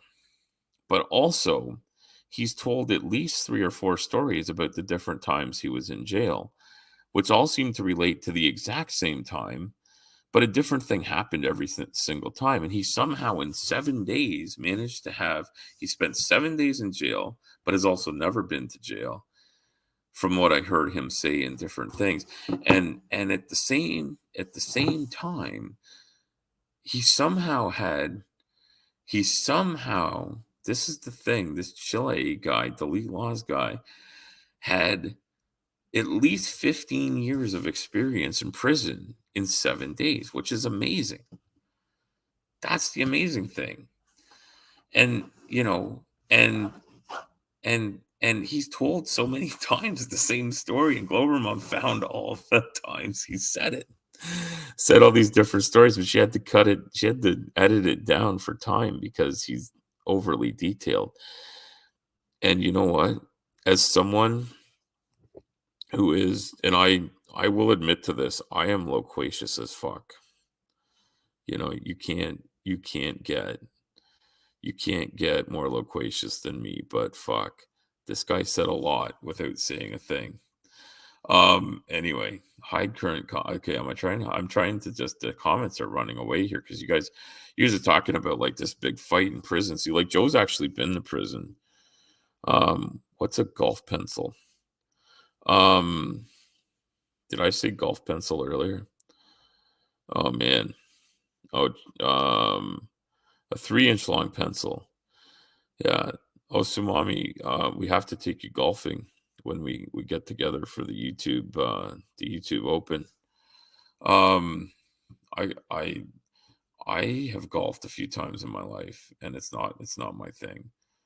It's not that I don't enjoy hitting balls with a club, but I think that's the thing. I enjoy that, but I don't enjoy overpaying for everything and walking on funny smelling grass because it's like constantly being fertilized with weird chemicals. You were in jail for 2 hours once and got bailed out. I'm not fighting. Yeah. So, I mean, if I tell you about the times I've been in holding cells and stuff, I'd be talking about times that I worked on repairing them after people beat the crap out of the walls and shit. So I have worked in those things. Yes, peeing in the pooper. Yeah. Man, gold pencils are very short pencils with no eraser. I think you mean golf pencils. Is there like maybe Trump has gold pencils though, right? To play golf with. I've been beat, sprayed, and shocked, seeing things again. Yeah, well, fuck, Joe. That's.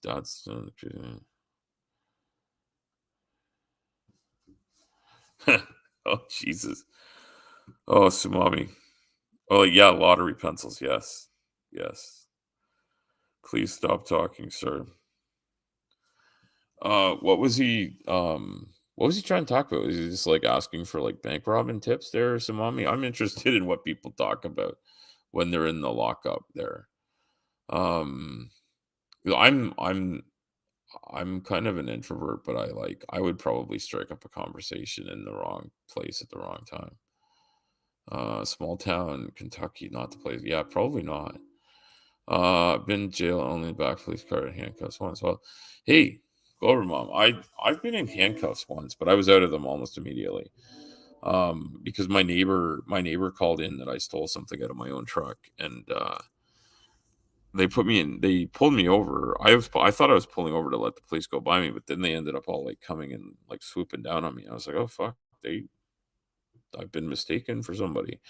Anyway, it took me a while to figure out what was going on. And then I figured it out, and I like showed them my business card about where I worked and where my truck was, and I was in a rental truck, and I stopped to get tools I needed in the middle of the night because I was working nights at the time. Anyway, that's not it. Oh, you were there for not paying traffic tickets. It was bigger. Everyone says to get processed, so I had this. Oh, okay. Yeah, so I used to when I was in construction, we had a contract, to work in a building that housed a couple of courtrooms, and a bunch of lawyers' offices and a bunch of other police shit that went on for the courts. And so we worked in a lot of those places. And there were a lot of holding cells. They were the most difficult thing to work with because they had to the doors all lock only from the outside, right? Like you could never get out from the inside. So when we were working in them, we had to have like an extra security person with us or a police officer with us to get repairs done. So it was kind of a pain in the ass. And people were constantly complaining that it took us too long to do shit. Um, but yeah, it never made sense to me. Oh, Robin did 10 days for weed. Fuck. That's terrible. That's terrible. Like, you know what? It's stupid, right? The rest of it because the dispatcher made a mistake with my license number. I could have sued. Yeah. Well, you know what? I like see this is the thing. It's like I guess you could have sued, but like I don't like I mean if all they do is like put you in handcuffs and check things out, I mean it's kind of stupid, right? 5 weekends. See, this is stupid too, right? Like I'm not saying people should break the law. I'm just saying like we should think about which laws we have and why we have them. And I mean, I've never been on a stream that wasn't derailed, so we might as well just let this one fly off the fucking like, I mean, we should just take a bus.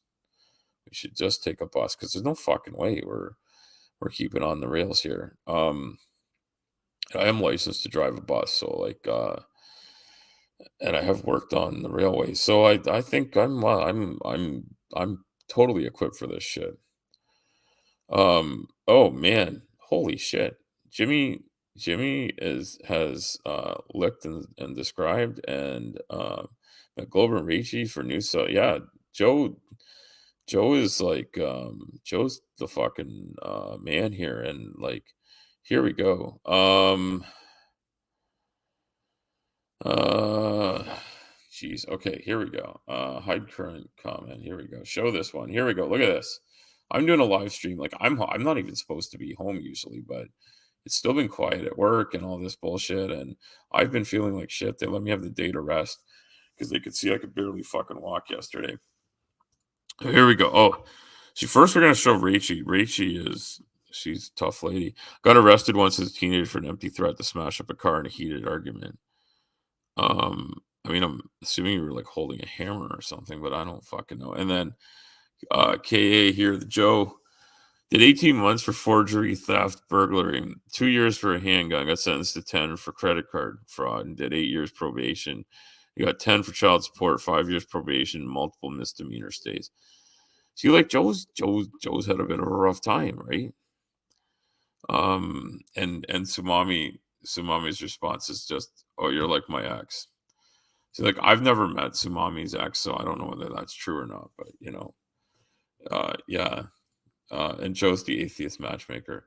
Yes, yes. Although we've found out that neither Glober Mom or Ricci are atheists, but we're like it's going great. Yeah, I started this morose stream talking about how shitty people are when they talk.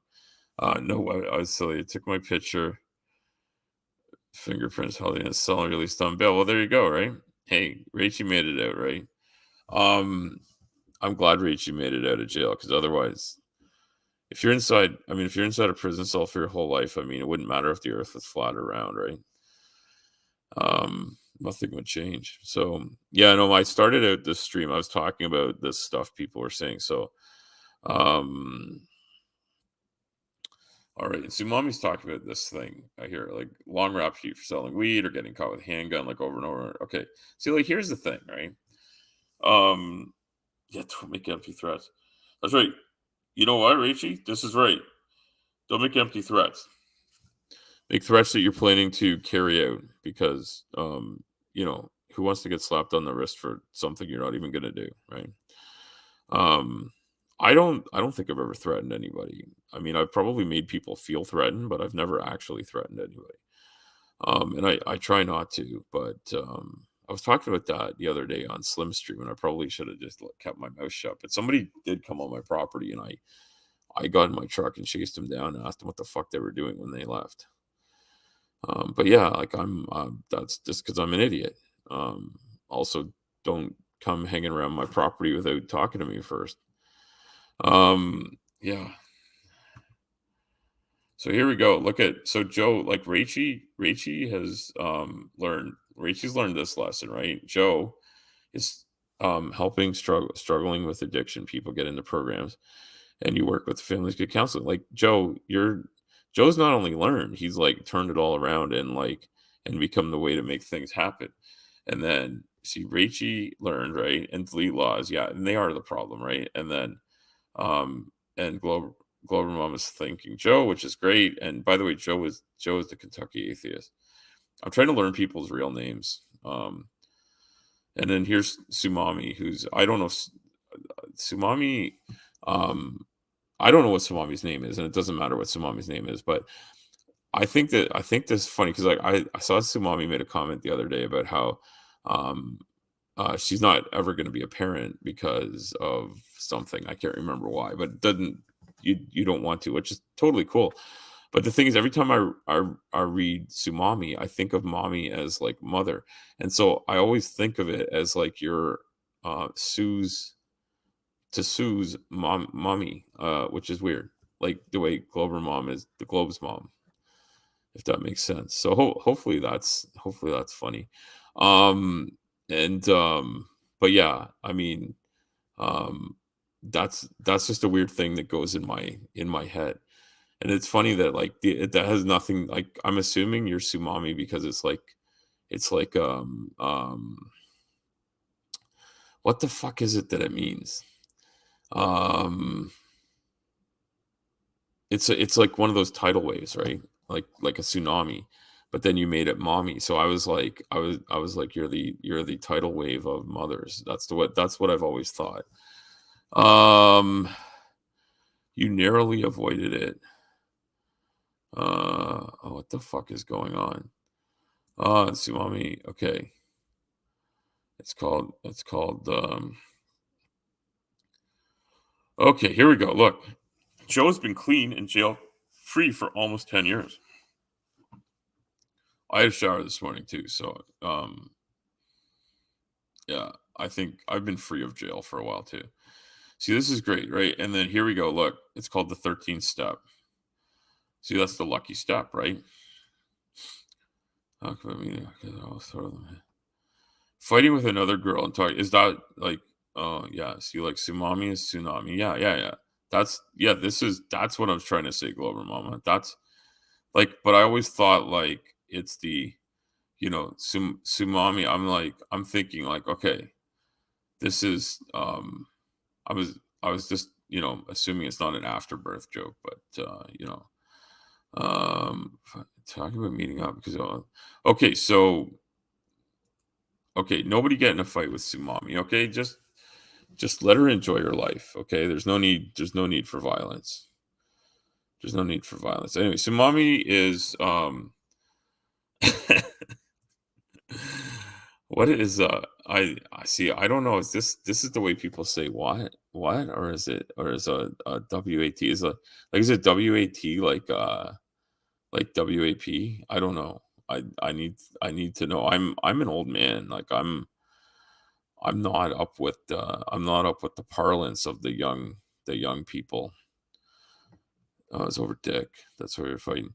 Oh yeah, no, that Richard guy, he's a piece of shit. Don't fight over him. Let's see, I have 3 kids. You have 3 kids, 2 which biologically came from me, and the third was adopted, isn't it? See, hey, look at that, Glover Mama. See, you are. I don't know if you're completely insane. I have 2 kids. That might be it, right? Um, okay. Hold on. But my experience with drugs feel like SARS. Yeah. Oh, Joe, that's a good point, right? Like, I mean, like, there's a lot of entertainment that sort of makes like the criminal world look enticing or exciting or whatever. But at a certain point, it's just a job like any other, right? Like The Sopranos made it look like just a regular workaday bullshit thing, right? The few episodes I ever saw. It's just like, it's just waking up in the morning, going out to do your job, and it happens to be being a mobster. And this some what is this? The criminal world, yes. This Sumami, I'm like, is this the way the young people say they're fighting over a guy, I guess? Like that's just I don't know. I mean, I doubt that the guy was worth it. But maybe he was. Maybe he was, but I don't fucking know. I never met the guy. I don't know the girl you were gonna fight. I don't fucking know any of that. But I bet if we get Sumami on here to talk about stuff, that would be a hilarious and fun thing. A stupid old man. See, I like to think of myself as a moderately intelligent old man. And I'm intelligent enough not to get involved with the fucking shit. Oh, you're still gonna fight her? Okay, well, oh, you could share. Yeah, fuck. I don't know, Joe. That's there's a lot of romanticizing of all that too, right? Maybe romance isn't the right word, just sexualization or whatever. I don't know. Sex sells. I've realized sex sells like a lot of shit, and I'm trying to use it. I'm on it. Don't undersale. Don't. Okay, Joe. That doesn't make sense to me. I'm trying to follow the conversation, right?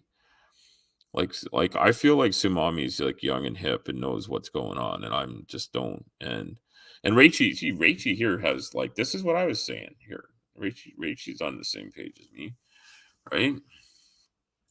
Oh, Glover, mom, you're married like me. It's this thing people without kids do, and if they do it right, um, well, maybe it's if they do it wrong, they get kids. I don't fucking know. I know it's something I remember. I have memories of it long ago.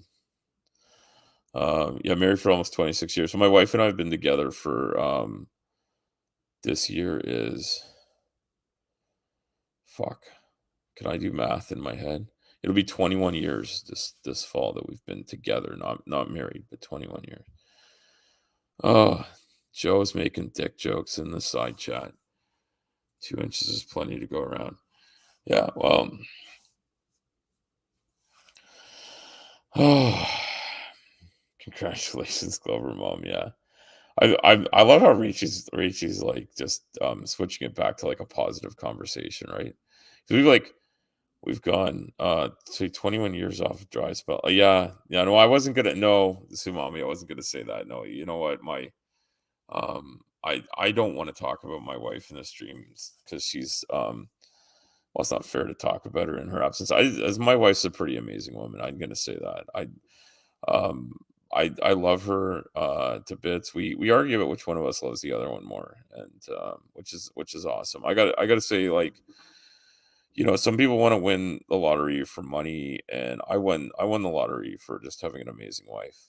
No, it's okay, Joe. It's okay.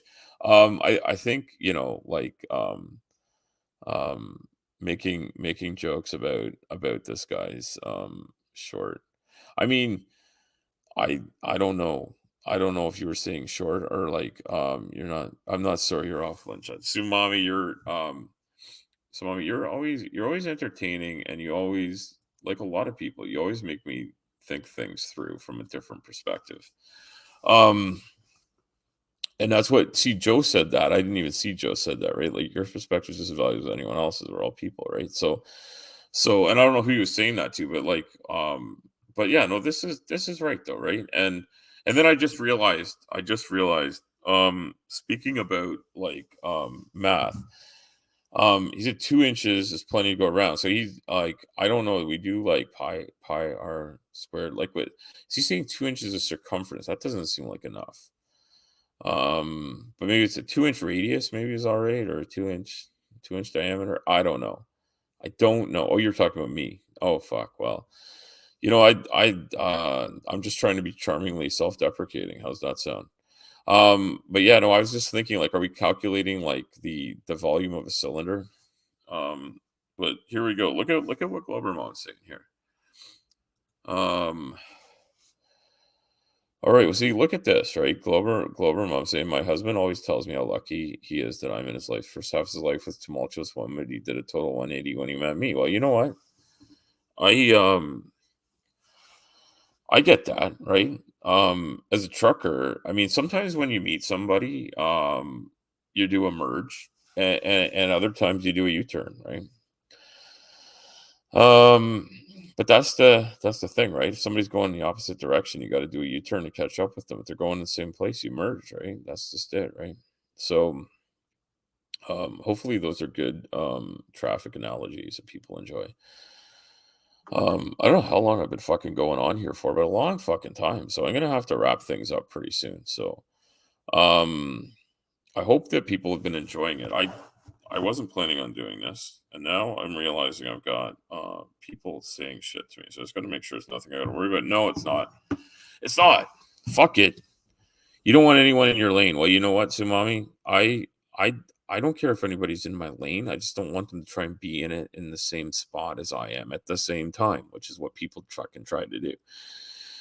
And it fucking drives me nuts because my truck is really long, really wide, and really heavy, and I can't move it around quickly.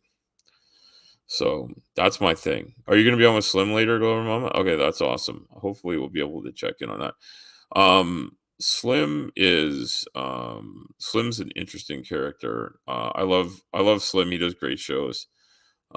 He's got a lot of good people on there, and he lets me on there too. So if you're not on Slim's thing, look up Slim Cyborg. Don't confuse him with Slim Chance the Crying Cowboy. It's a different guy. Um, who's telling dick jokes now? I don't know. Did I tell a dick joke? I don't know what the fuck that one means. I really don't know. I don't know what that one means. But I do think everybody should just come and hang out and watch Slim. I don't know what today's stream is. Wednesdays or something, right? Is Wednesdays the news? Um anyway. Um I don't know. I think Joe's making like some sort of like um oh, truck dimensions. Oh fuck yeah. Yeah, yeah. I mean probably like I mean people are gonna be like people are just gonna be assuming I'm being I assume I'm no, yeah, compensating. They're gonna assume I'm just compensating for something. But yeah, no, well, what I tell people that when I tell people I'm heavy, oversized heavy hauler, I just say like, you got to be a guy that walks around in a body like this to get a sense of what it is to move something way too big down the road without hitting anything. But yeah, no, yeah, Slim's a lot of fun for sure. And you've known him for almost 4 years, so I've known Slim for maybe a year and a half or something like that.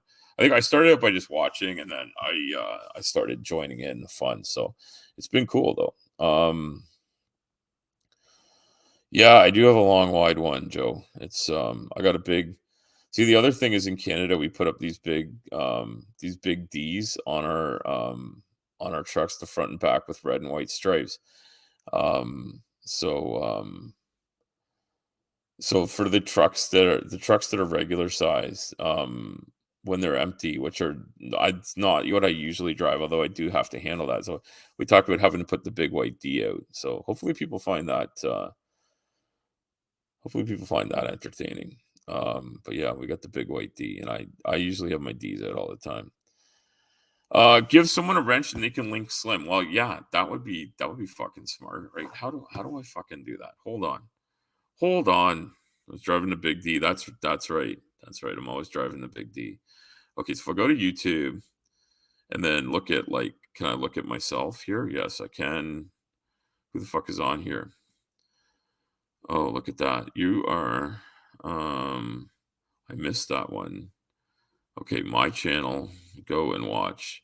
See here I'm here. Now I just gotta I missed that one. Okay, fuck, I gotta turn that off. Okay, now. Okay. I could share it, but then see the thing is, what would be good is if I can make add as moderator, right? I just standard. Yeah, here we go. Here I'm doing this, and then um and do this. There we go, and then this. Uh,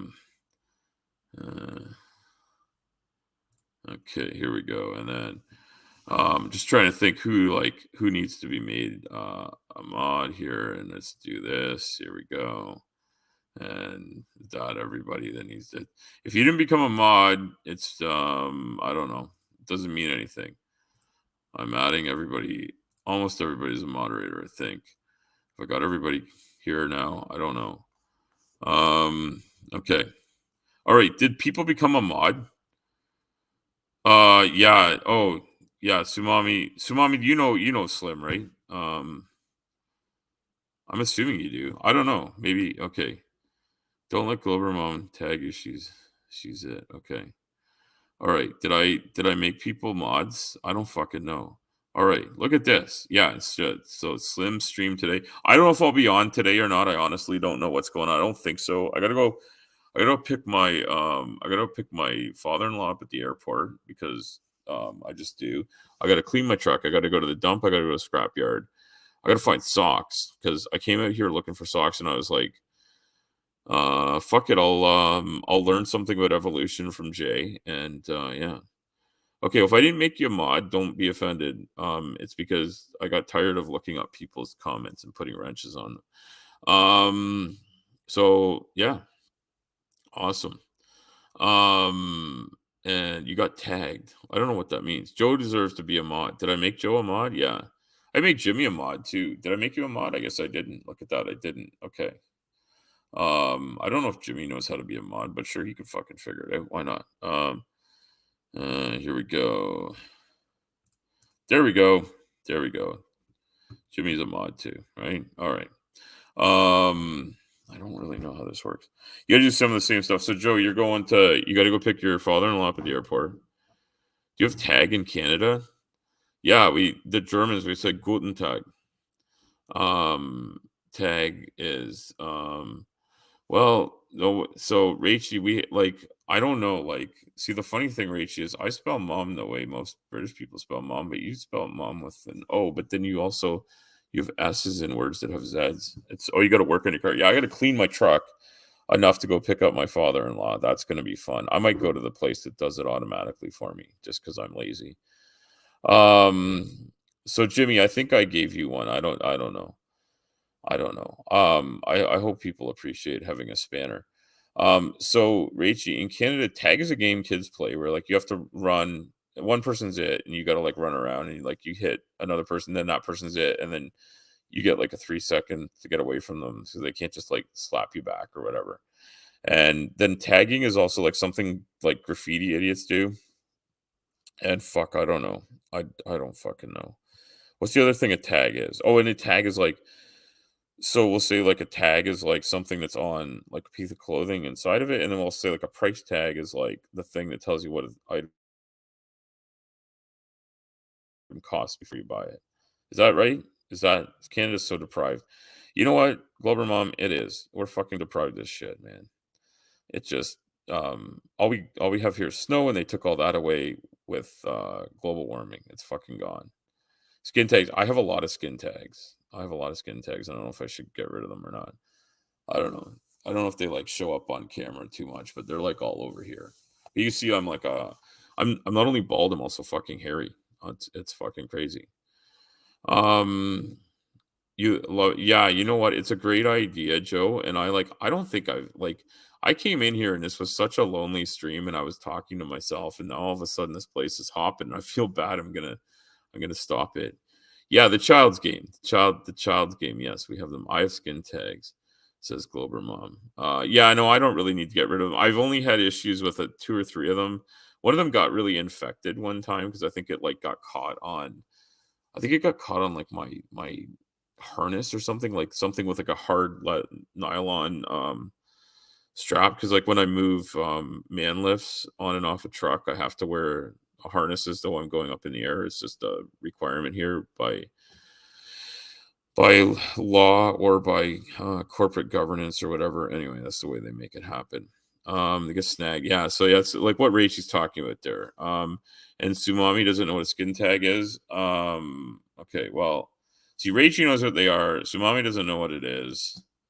I have no hair on my arms or legs. It took me years to grow my beard. That's why it looks like so homeless, manish. Okay. Well, Joe, that I don't know how to help you with that. I just look homeless. I don't know if I look mannish.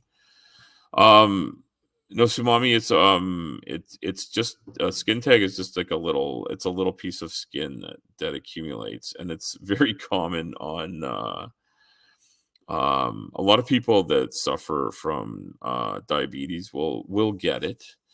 But it's just excess skin. It looks, yeah, it's a lot like a mole, but it's just like a folded up piece of skin. It's just a funny little thing. It kind of looks like a ball. Sometimes it depends on the person, their skin, sort of their skin type. And I've got like, I don't have like just one or two. I have like 38 of them or something. They just have accumulated on my skin. I also don't know if they have anything to do with like losing weight, right? Like I've lost went back up a bit, but I basically lost around 70 pounds or so, right? Oh, hairlessness. I don't know what to do, Joe, about your hairlessness. I could mail you the stubble that comes off of my head when I shave the parts that still have hair, but fuck, I don't know. They're not weight related, Glover Mom. Yeah, I had no idea if losing weight made and having excess skin had something to do with skin tags. But I wouldn't say like I have more of them around my neck than anywhere, and I have no idea where what exactly makes me have them. So yeah. Um, you thought they are what you don't want to know. Okay, so mommy, I can't follow what you're saying. You stuff on the get rid of skin take garlic or something weird. Oh Jesus, I don't know if I want to rub garlic all over myself.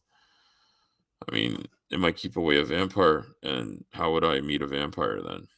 You know, I got to keep my options open. You know, I'm gonna be 48 in a couple of months, so at that point in my life, I gotta start like getting bucket list stuff done, right? And meeting a vampire is definitely on there. I thought weight was the main factor why some people get them. No, well, apparently not, Tsumami. I don't know. Raichi said she had trouble gaining weight and also said she had skin tags. So I think that's, yeah. I don't fucking know, Joe. I don't know how this turned into the skin tag hour. But I've done a 2 hour live stream, and somehow I started out talking about living with obesity and the way people talk about the comorbidities on my own, and then people showed up and we got on the skin tags. So anyway, fuck, I don't know. But here it is, this is my thoughts about life stream, and we had a lot of thoughts about life. And what I didn't do this time was invite people to come on and chat. And I don't like, it was kind of cool to just do one where it's just me chatting at the side chat, and people like wonder what the fuck this is coming from and why. So yeah, so Rachie, I will somehow reach out to you because we'll do like a stream and we'll talk. Um, you're just giving me shit. All right. Well, thanks, Joe. Appreciate it. And skin tags related to pregnancy and weight gain. That is under debate. Yeah. So this is interesting what Glover Mom says, just because I've heard that they're related to like hormonal changes, and hormones are a major problem. Hormonal dysregulation goes alongside weight gain, weight loss, and also diabetes. They're all hormonally driven things. So that is good to know. The next time I do a weight and like living with obesity stream, I'm gonna find there's a great graphic that Obesity Canada has that I'm gonna get my hands on. That they call the spaghetti graphic, and it has nothing to do with spaghetti, but it's because of the way it shows all the different things that are connected to weight gain. Um, and Sumami's saying hormones are why she can't gain weight. And Sumami, like, so Rachel says, don't think I had them for pregnancies. Could be okay. So that's interesting. And then 13. Oh, holy shit. Look at this giant thing. What causes skin tags? And yeah, there we go. And Sumami's saying they could be why the hormones could be affecting a lack of gaining weight. And Sumami and I had this chat, and I know we shouldn't talk about this, but Sumami and I thought this was hilarious that my neck is the same size as Sumami's waist. So, this is Sumami's waist here, if anybody's wondering. I it's not really important what people's body size is, because we're all just people, and we've said that many times here. So I think we have people here from not around the whole world, but from a pretty wide variety of places. I know a number of U.S. states are represented from one coast to the other. Yeah, so you're 5 feet. Yeah, so you're a pretty small frame person in general. It sounds like, Sumami, and I'm not really tall, but um, I do have to grab my phone. So this is a great time for me to wrap up the stream. So I'm going to thank everybody for coming. And next time I'm going to talk about that graphic, and I just don't know when that'll be. But have a great day, guys. Thank you.